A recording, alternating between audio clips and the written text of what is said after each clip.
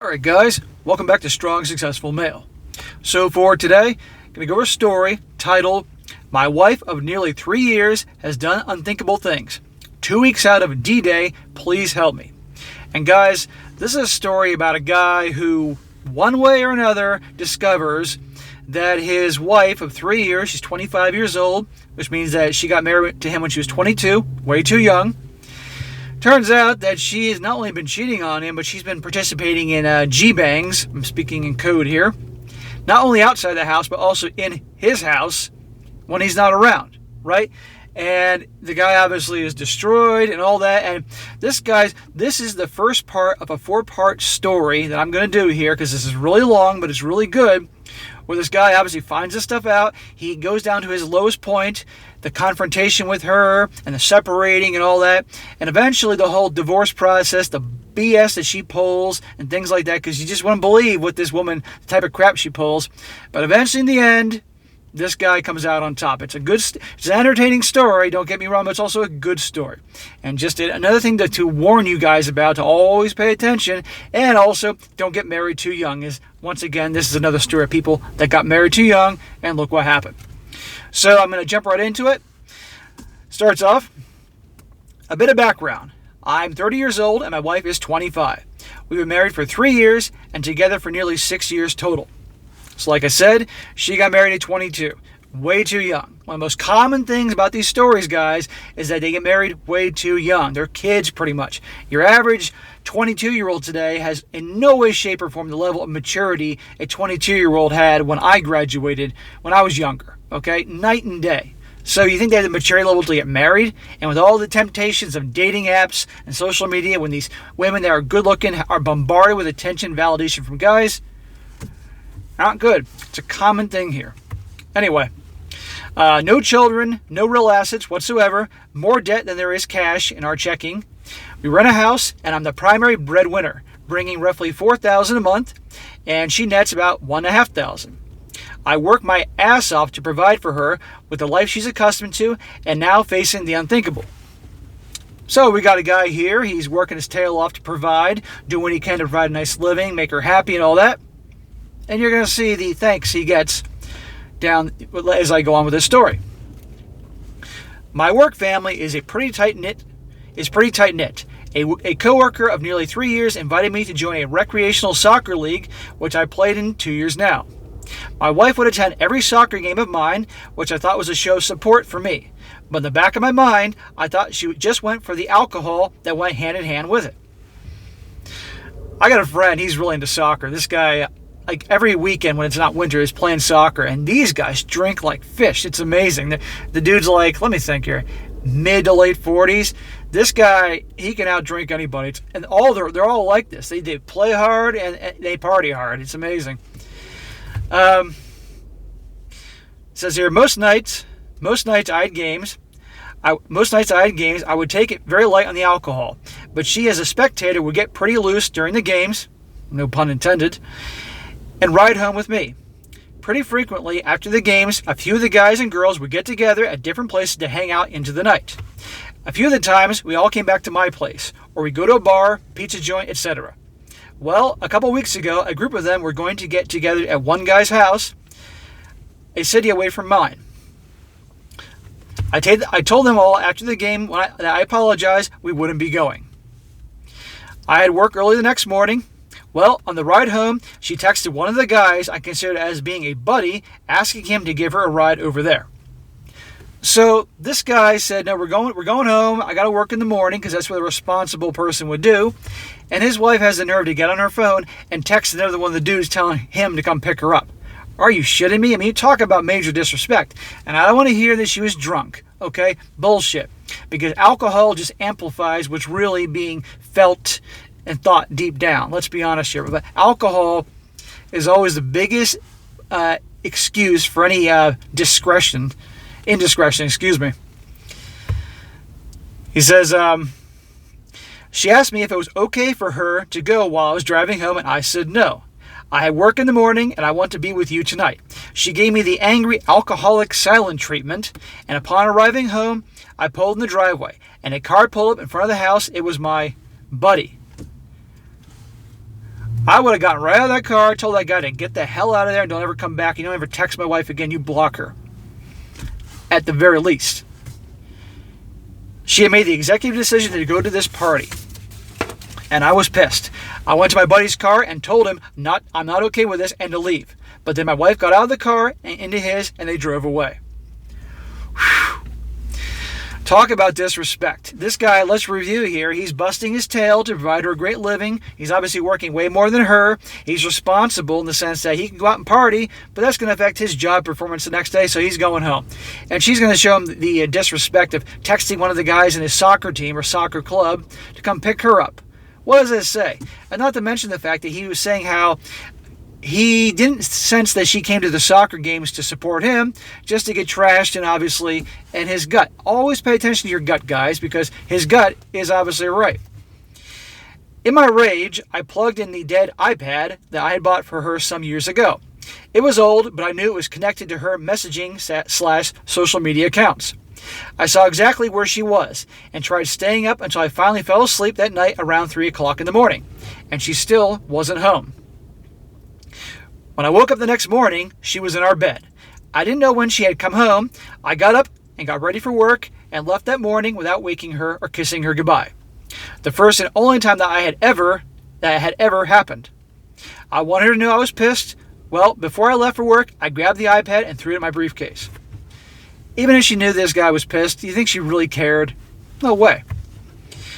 I got to work that day, and after a meeting and a few phone calls, I pulled out the iPad and see it light up with a notification from a messaging app. Buddy is typing. Aha. I open the app and see a horrific exchange of messages that are supposed to self-destruct, but this app version must have been outdated as I was able to witness in real time their conversation, recanting the night before where Buddy is making references to them making love. And other guys that had fun that last night.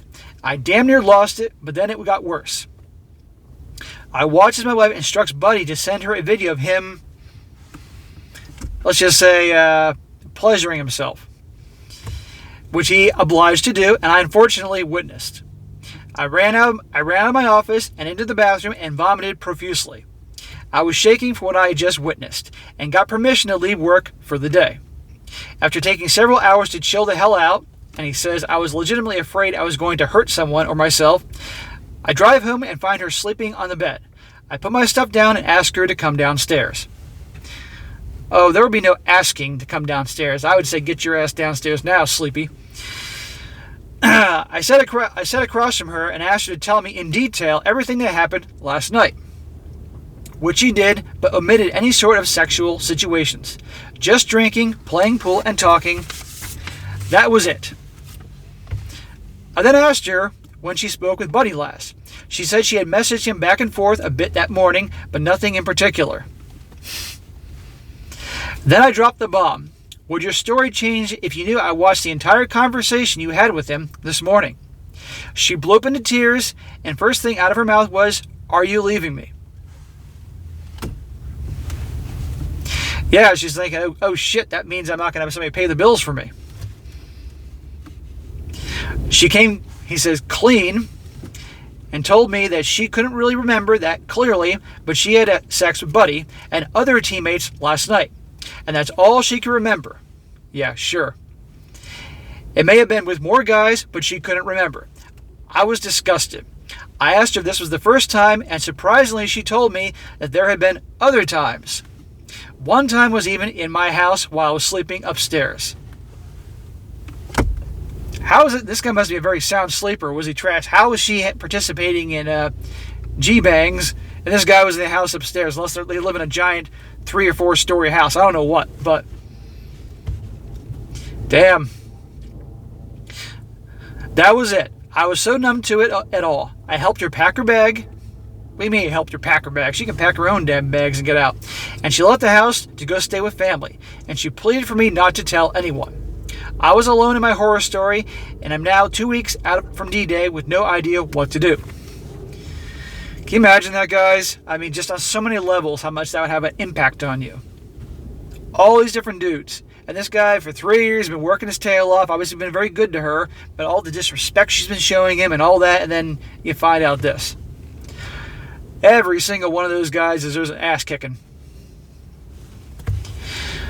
I really hope I don't take the cake for the worst D-Day experience, but it's hard to think of anything worse than catching your wife in a G-bang scenario with guys you welcomed into your lives.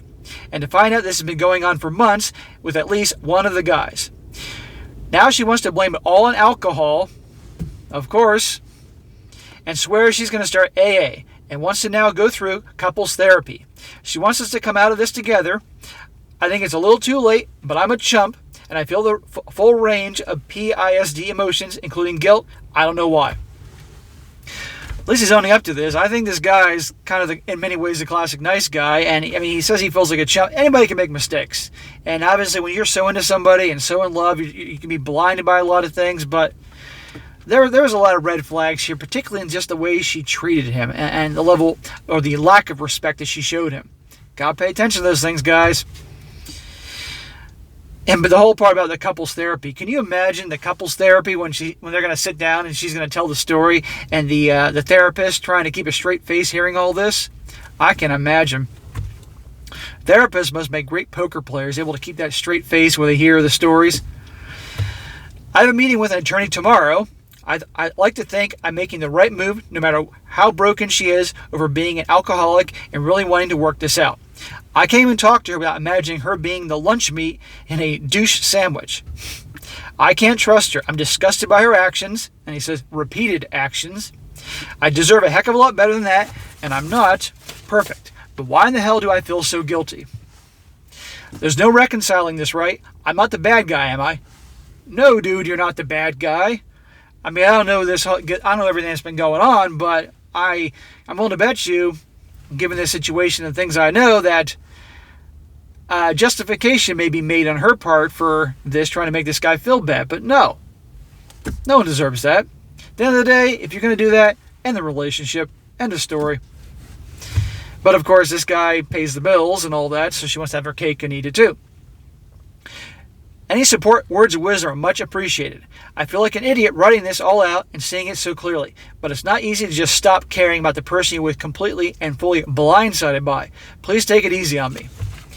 Well, I agree with that. If you're with somebody for a long time and you're obviously in love with them and all that, and something like that happens, even though there's the party that's just full of rage and all that and says it's over, you're still going to have feelings no matter what. It's going to be a whole roller coaster of emotions. You're going to feel god-awful.